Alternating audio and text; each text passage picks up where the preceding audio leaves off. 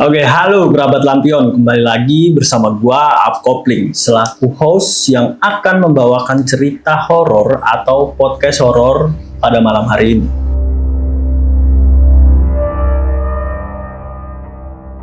Sebelum ke ceritanya, langkah baiknya teman-teman menyiapkan cemilan dan kopi.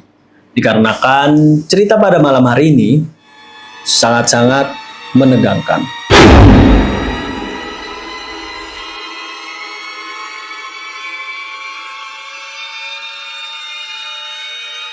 Oke, cerita pada malam hari ini adalah cerita atau pengalaman horor yang dialami oleh narasumber kita. Nah, ceritanya ini adalah narasumber kita mempunyai pengalaman camping atau mendaki sebuah bukit yang dimana ternyata bukit itu ada tempat keramat. Tempat keramatnya seperti apa? Kita langsung aja persilahkan narasumber untuk bercerita ke kerabat Lampion. Oke? Selamat malam, Bang. Selamat malam, Bang Nurholis. Oke, Bang Nurholis ya? Ya. Oke, Bang Nurholis, bener. Bang Nurholis mempunyai pengalaman atau cerita saat bercamping di bukit yang ada tempat keramatnya. Ya. Itu di daerah mana, Bang? Di daerah Pandeglang. Oke, di daerah Pandeglang. Oke, Bang Nur, silakan bercerita ke penonton Lampion Club. Silakan. Nah, kasih.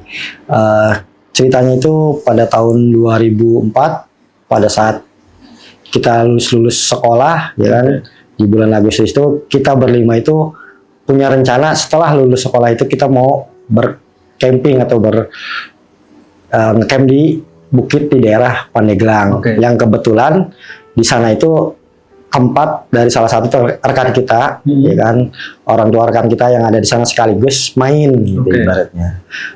Nah, dari situ kita berangkatlah dari rumah naik kereta menuju area daerah Rangkas. Oke, sebelumnya maaf Bang, Abang naik atau domisili Abang itu sebelumnya di mana? Saya di daerah Jakarta Selatan di Pondok Labu. Oke, berarti itu berangkat Abang sama teman-teman ngumpul dulu atau masing-masing? Kumpul di Pondok Labu, berangkat menuju stasiun Sudimara.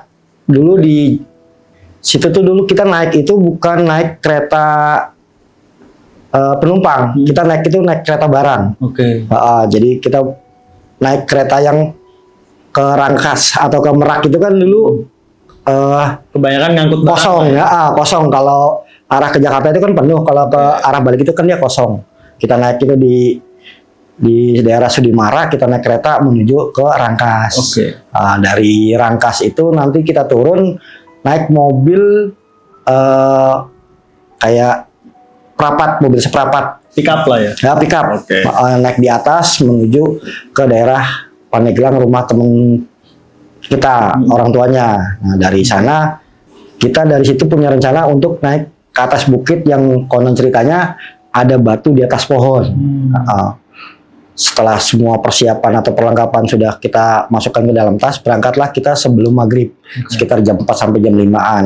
Nah, di dalam perjalanan dari rumah sampai perkampungan warga, itu kita dikepung sama anjing-anjing warga yang di daerah sana, Bang. Karena emang kondisinya sudah malam. Tiba-tiba aja Bang, kita dalam perjalanan itu ternyata kita dikepung sampai hampir 15 sampai 20 binatang anjing, ya kan. Bergurumul, menggonggong saking kerasnya sampai warga sekitar itu keluar, ya kan. Sampai anjing itu ada posisinya dekat sekali dengan kaki kita, Bang. Hampir gigit lah. Hampir menggigit, ya kan. Kitanya berdiam diri sampai ada warga yang membubarkan anjing-anjing itu.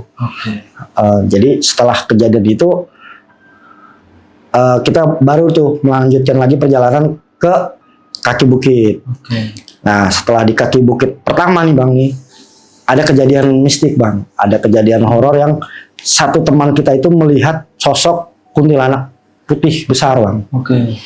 Nah, kondisi malam itu senter yang kita bawa itu dua-duanya mati. Gelap, Bang. Gelap sama sekali. Kita tidak tahu ini kenapa lampu kok bisa mati, gitu kan. Kata teman yang melihat jalan aja, nggak usah tengok kiri kanan. Dengan bantuan seadanya kita meraba jalan tuh bang, sampai kondisi gelap sama sekali, nggak bisa ngeliat apapun, sampai perjalanan sekitar hampir 100 meter lebih, dan melihat ada sebuah gubuk warga di situ. Akhirnya kita singgah ke situ bang, dan anehnya senter yang kita bawa itu tiba-tiba nyala bang, di pondok itu tanpa ada kerusakan apapun gitu kan. Nah, tapi yang lihat sosok itu cuma satu orang? Cuma satu orang bang, yang 4 tidak sama sekali, termasuk saya tidak melihat. Teman kita bilang pas di pondok itu, dia bilang baru berceritalah kejadian yang tadi dialami kita semua. Kenapa kok bisa senternya mati dan tiba-tiba bisa hidup kembali gitu, tanpa ada kerusakan. Ternyata diganggu seperti itu bang. Oh, sehabis abang dan teman-teman sampai di gubuk warga atau gubuk petani itu, baru teman abang tuh cerita bahwasanya ada kejadian tadi gitu kan. Terus akhirnya kita tidak melanjutkan perjalanan ke atas hingga tunggu pagi datang. Tapi sepanjang malam di gubuk itu banyak kejadian-kejadian aneh bang, kayak suara harimau yang makin mendekat. Suara harimau.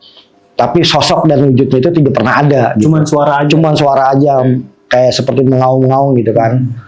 Yang kita sendiri pun akhirnya sudahlah, kita putusin tidak melanjutkan perjalanan ke atas sampai pagi. Gitu. Oh, berarti abang dan teman-teman berlima itu singgah di gubuk yang punya warga ini? Iya, punya petani di atas, di tengah gunung lah ibaratnya. Jadi tidak melanjutkan karena ada suara-suara seperti itu. Kita khawatirnya, takutnya kita kenapa-napa di perjalanan. Akhirnya inisiatif menetaplah sampai pagi. Selain suara-suara itu bang, apa aja yang ada di situ setelah malam itu ya? Banyak, ada suara-suara orang ketawa, orang nangis gitu kan, yang kita sendiri apa ya ini orang, apa ini makhluk halus gitu kan, sosok-sosoknya gitu kan. Intinya kita berlima itu udah benar-benar ketakutan lah, apalagi di awal tadi sudah dilihatin sosok yang kuntilanak besar gitu kan, putih gitu kan. Ya udah, akhirnya kita tidak melanjutkan perjalanan pada malam itu, kita melanjutkan pada pagi hari.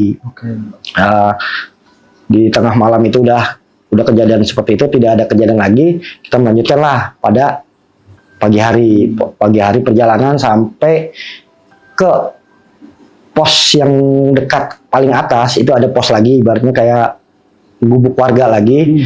Kita kita camping di situ berlima, ngeliatin pemandangan dan segala macamnya. Itu siang hari ya? Siang hari sampai menjelang sore.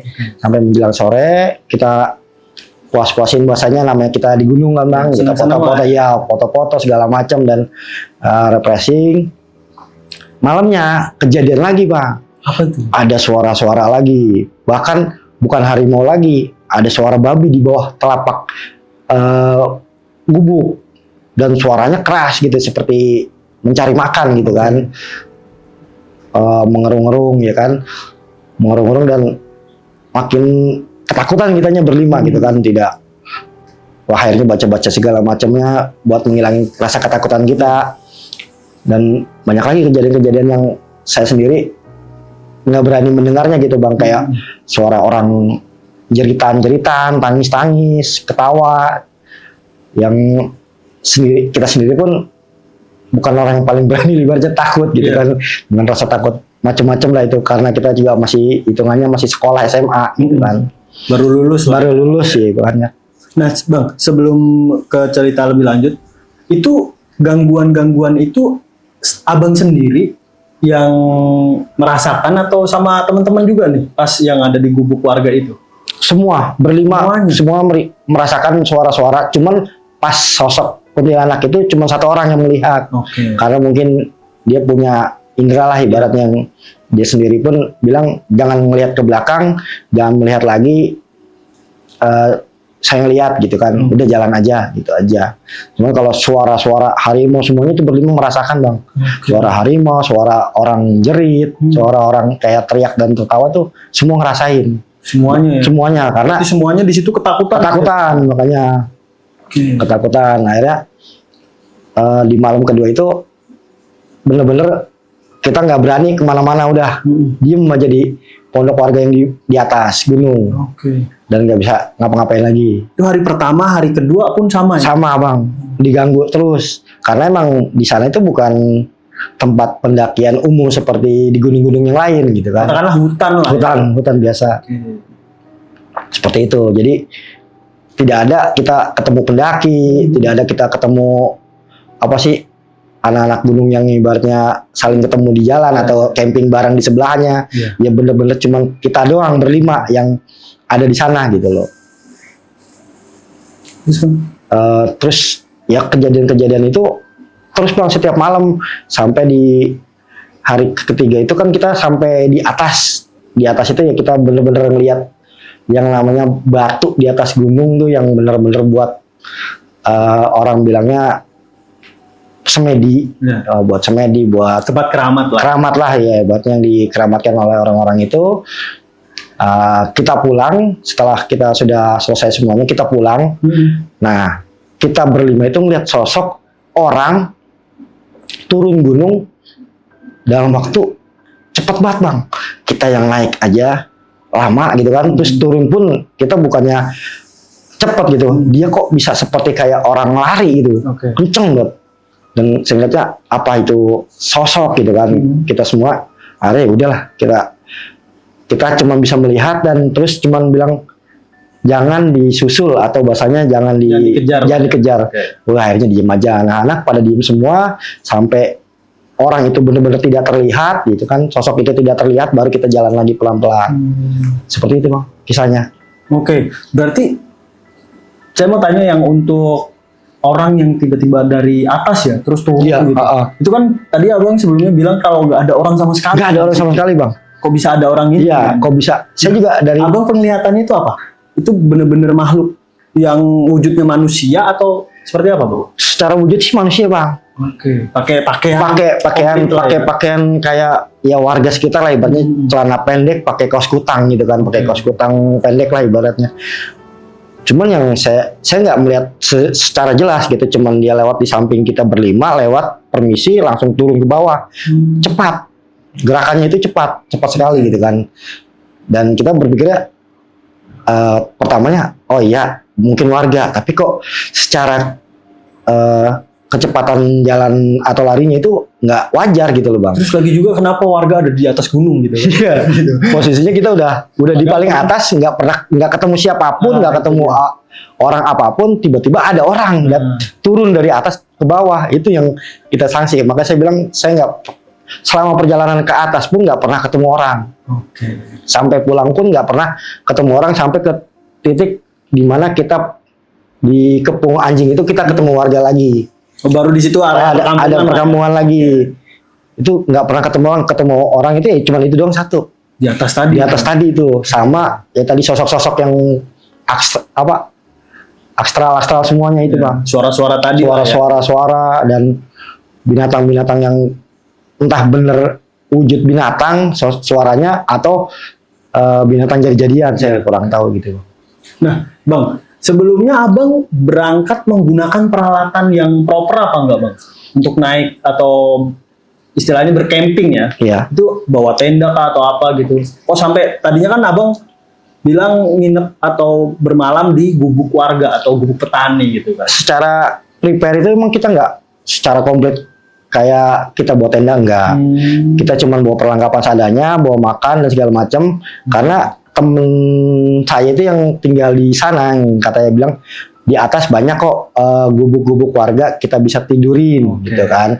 Kita cuman bawa terpal buat tutupan sekeliling gitu, buat tutupan sekeliling dan atas yang bahasanya kita bisa buat tidur dan segala macamnya. Berarti gubuk-gubuk yang abang buat bermalam itu nggak sampai yang atas banget, berarti masih di tengah-tengah? Masih di tengah sama di bawah, di awal. Kalau di atas tuh udah beneran kosong, plong. Terus bang, pas untuk abang balik dari area atas gunung nih, terus ke bawah itu ada gangguan-gangguan lagi nggak? Karena berhubung siang, alhamdulillah sih nggak ada bang. Lancar-lancar aja kalau pas pulangnya, karena posisinya siang hari. Kita nggak berani berangkat atau pulang, pulangnya tuh malam-malam kita nggak berani udah pasti. Udah kapok sama suara tadi lah. Udah 2 malam itu digangguin terus lah ibaratnya dalam perjalanan. Oke. Nah bang, untuk batu di atas pohon itu gimana bang? Abang udah ketemu kan? Ketemu sama teman-teman semuanya melihat batu gitu. besar, Batu besar yang tercagak atau terganjal di cabang-cabang pohon. Oke. Bingung juga tuh ya ada di atas itu. Saya juga nggak habis pikirnya gitu. Itu dia di daerah Pandeglang. Oke. Nah buat teman-teman lampion kelam nih yang ada di daerah Pandeglang bisa komen di bawah tuh. Batu itu tuh ada di situ karena apa? Terus banyak digunakan untuk aktivitas apa gitu kan? Oke, segini aja berarti pengalaman dari Bang Nur saat berkemping di daerah Pandeglang atau di perbukitan di daerah Pandeglang. Yang di situ ada satu tempat keramat lah ya Bang ya. Tempat keramat di mana batu itu ada di atas pohon dan batunya itu ukuran besar ya Bang. Besar Bang. Bukan kecil gitu. Kok bisa ada batu di atas pohon yang ukurannya besar banget gitu. Oke, terima kasih Bang Nur sudah menyempatkan waktu untuk bercerita ke Lampion Kelam dan juga kerabat Lampion Kelam. Oke, jangan lupa untuk like, comment, dan subscribe di channel ini biar channel ini berkembang bareng sama teman-teman di rumah. Dan untuk teman-teman yang ingin bercerita atau menuangkan ceritanya secara langsung seperti Bang Nur, bisa hubungi kontak yang ada di deskripsi. Oke, gua Kopling pamit undur diri. Selamat malam dan terima kasih.